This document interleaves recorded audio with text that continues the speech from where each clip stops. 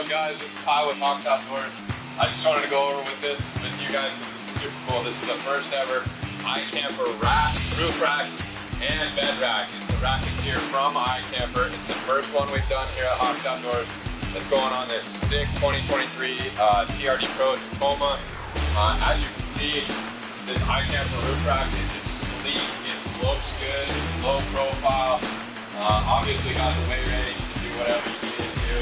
And then the bed rack, the way they make it is you lay your tent through the bed rack and it goes and it overhangs over the top of your roof rack.